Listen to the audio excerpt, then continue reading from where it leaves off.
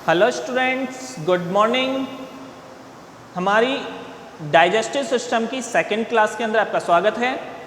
हमने previous class के अंदर स्ट्रक्चर के अंदर माउथ और फेरिंग्स देखे थे, ठीक है। फेरिंग्स के बाद में हम स्टार्ट करने जा रहे हैं इसोफेगस, ठीक है। देखो, एपिग्लॉटिस हमने देखा था। एपिग्लॉटिस क्या होता है? ग्लॉटिस के अपर साइड में जो स्फिंक्टर प्रेजेंट होता है उसे हमने एपिग्लॉटिस नेम दिया था। इसोफेगस फेरिंग्स से गुलेट के पोर के रूप में ओपन होती है। इसोफेगस एंटर करती है स्टमक के अंदर, स्टमक, ठीक है। इसोफेगस एक ट्यूब लाइक स्ट्रक्चर है। नेक्स्ट अपने पास में आ गया इसोफेगस, ठीक है। इसोफेगस क्या है? एक ट्यूब लाइक स्ट्रक्चर है जो कि किसी भी प्रकार का कोई डाइजेशन नहीं करती है। यहाँ पर ना ही कोई डाइजेस्टिव एंजाइम्स रिलीज होते हैं, ठीक है। इसकी अगर अपन जो वॉल है, वॉल की स्ट्रक्चर देखें तो वॉल के अंदर 4 टाइप की लेयर्स प्रेजेंट होती हैं, ठीक है। 4 टाइप की इसके अंदर लेयर प्रेजेंट होती हैं। सबसे बाहर की जो लेयर होती है, बाहर से अंदर की ओर देखते हैं, सबसे बाहर की जो लेयर है वो है सिरोसा, ठीक है। देन अपने प्रेजेंट होती हैं लॉन्गिट्यूडनल मसल्स लेयर, ठीक है।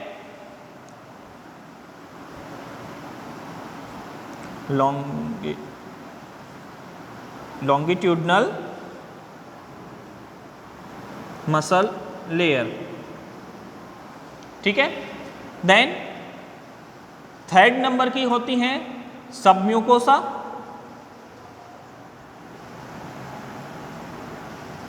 और जो सबसे इनर वॉल होती है वो होती है म्यूकोसा, ठीक है। ये इनर पोर्शन है और ये आउटर पार्ट है, ठीक है। देखो, इसके अंदर इसोफेगस के अंदर म्यूकोसा लेयर म्यूकस का सीक्रेशन करती है, ठीक है, जिसकी वजह से जो फूड है जो निगलने में या फिर अपन कहें कि आगे की साइड में बढ़ने में उसको हेल्प होती है। यहाँ पर जो मसल्स लेयर है, लॉन्गिट्यूडनल मसल्स लेयर है, इसके अंदर एक पेरिस्टाल्टिक मूवमेंट होता है जिसकी वजह से क्या होते हैं, फूड को आगे की साइड में मूवमेंट करने में हेल्प मिलती है, ठीक है। देन अपने पास में है जो ऑर्गन है स्टमक। नेक्स्ट पोर्शन जो या फिर नेक्स्ट जो पार्ट आता है स्टमक। स्टमक अपना डाइजेस्टिव ग्लैंड्स का सबसे मेन पोर्शन है, ठीक है। इसोफेगस ओपन होती है स्टमक के अंदर।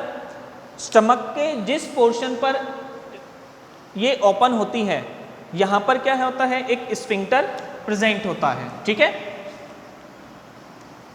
यहाँ पर क्या होगा, एक स्फिंक्टर प्रेजेंट होगा।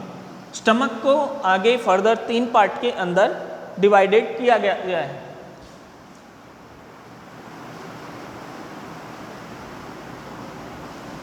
ठीक है, 3 पार्ट के अंदर डिवाइडेड किया गया है।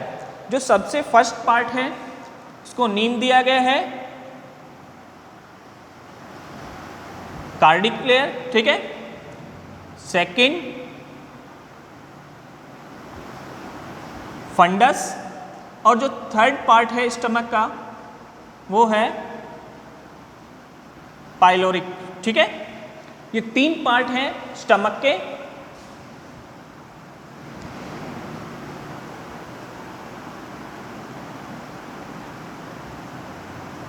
ठीक है, अब देखो कार्डिक पार्ट है वो लगभग 20% बनाता है। कार्डिक पार्ट के अंदर एक स्फिंक्टर मैंने बताया था अभी, स्फिंक्टर प्रेजेंट होता है जो कि किसके मिड में होता है, इसोफेगस और स्टमक के बीच में।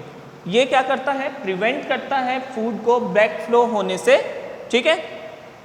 फूड को अगर एक बार स्टमक के अंदर एंटर हो गया है तो उसे वापस इसोफेगस के अंदर जाने से रोकता है, ठीक है। इसलिए इसको नेम दिया गया है, जो ये स्फिंक्टर है उसको नेम दिया गया है कार्डिक वॉल, ठीक है, या फिर कार्डिक स्फिंक्टर। कार्डिक रीजन में प्रेजेंट है इसीलिए इसको नेम दिया गया है कार्डिक स्फिंक्टर, ठीक है। देखो मैं डायग्राम के अंदर ही ये इसीलिए नोट डाउन कर रहा हूं ताकि आपको डायग्राम से इजीली समझ में आ सके, इससे आपको लर्न रखने में कोई प्रॉब्लम नहीं होगी, ठीक है। नेक्स्ट है अपने फंडस पार्ट। फंडस पार्ट इसका सबसे बड़ा पार्ट होता है, इसके अंदर लगभग 80% ये पार्ट बनाता है, ठीक है, लगभग 80% पार्ट बनाता है। और जो मेन डाइजेस्टिव है वो यहाँ पर प्रेजेंट होते हैं, डाइजेशन यहाँ पर ही कंप्लीट होता है, ठीक है। अब अपन देखें लास्ट पार्ट आता है पाइलोरिक। पाइलोरिक स्टमक का सबसे एंडिंग पार्ट है, इससे ओपन होता है ये स्मॉल इंटेस्टाइन के अंदर, ठीक है, डुडेनियम के अंदर। यहाँ पर भी एक स्फिंक्टर प्रेजेंट होता है,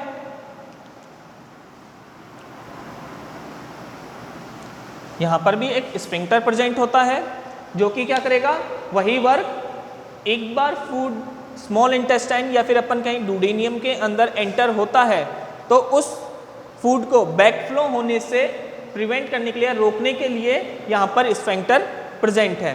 अब क्योंकि ये पाइलोरिक रीजन में है तो इसीलिए इसको जो नेम दिया गया है वो दिया गया है पाइलोरिक स्फिंक्टर, ठीक है।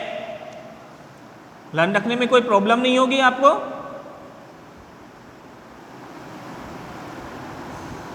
पाइलोरिक स्फिंक्टर, ठीक है, समझ में आ रहा है। अब देखो ये तो अपन ने देख लिया है कि इसकी स्ट्रक्चर क्या है। अब देखो इसके अंदर क्या होते हैं, कुछ सेल्स प्रेजेंट होती हैं जो कि क्या करती हैं, अपने डाइजेस्टिव एंजाइम्स या फिर अपन कहें कुछ रिलीज करती हैं डाइजेशन, ठीक है, जो कि अपने डाइजेशन में हेल्प करती हैं। दो टाइप की ग्लैंड्स होती हैं यहाँ पर। पहली होती है अपने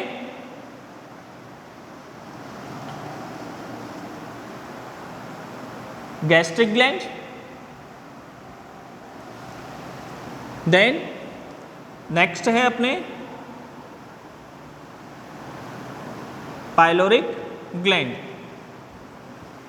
ठीक है, गैस्ट्रिक ग्लैंड या फिर पाइलोरिक ग्लैंड, ठीक है।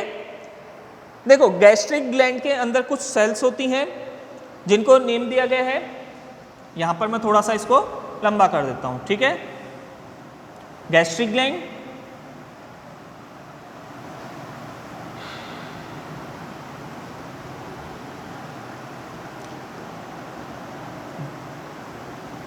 चीफ सेल्स, ठीक है, और एक जाइमोजन सेल्स, ठीक है।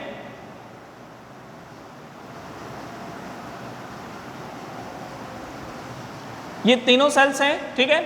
ये तीनों क्या करती हैं, मोस्टली रिलीज करती हैं म्यूकस को, ठीक है।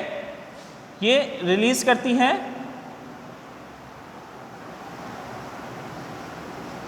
म्यूकस को और म्यूकस एंड वाटर सब्सटेंस, ठीक है।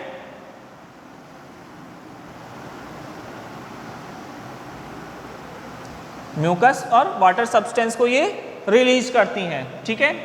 और नेक्स्ट अपने पास में जो ग्लैंड थी कौन सी थी,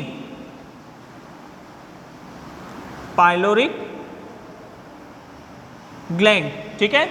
और इसके अंदर कुछ सेल्स प्रेजेंट होती हैं जो कि कौन सी होती हैं, ऑक्जेंटिक सेल्स, ठीक है,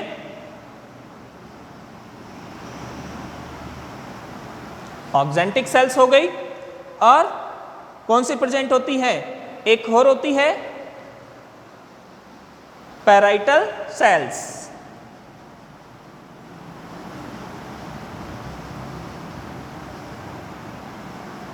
ठीक है, ये रिलीज करती हैं आपके हाइड्रोक्लोरिक एसिड या फिर बोले मेनली HCl। ठीक है, अब देखो क्वेश्चन ये बनता है कि अगर HCl रिलीज होता है, बहुत ही स्ट्रॉन्ग एसिड होता है। ठीक है, HCl अपने देखा जाए तो बहुत स्ट्रॉन्ग एसिड है जो कि अपने बॉडी को क्या करता है, जला देता है। जब यहाँ पर स्टमक के अंदर HCl रिलीज हो रहा है या HCl बन रहा है, तो क्या वो इतना स्ट्रॉन्ग नहीं होता कि वो जला पाए? होता है, बिल्कुल होगा, क्यों नहीं होगा, HCl तो है, तो एसिड है। ठीक है, तो यहाँ पर क्या प्रेजेंट होता है, म्यूकस। ठीक है, म्यूकस क्या करती हैं, एक लेयर बनाती हैं, ठीक है, इनर वॉल पे, जिससे क्या होता है, एक प्रोटेक्शन लेयर बनती है, जिसकी वजह से ये HCl क्या करता है, डायरेक्टली अपने स्टमक की वॉल्स के ऊपर इफेक्ट नहीं डाल सकता। ठीक है, समझ में आ गया? ये अपना स्टमक हो गया। आज हमने इसोफेगस और स्टमक देखा है। स्मॉल इंटेस्टाइन नेक्स्ट क्लास के अंदर हम देखेंगे।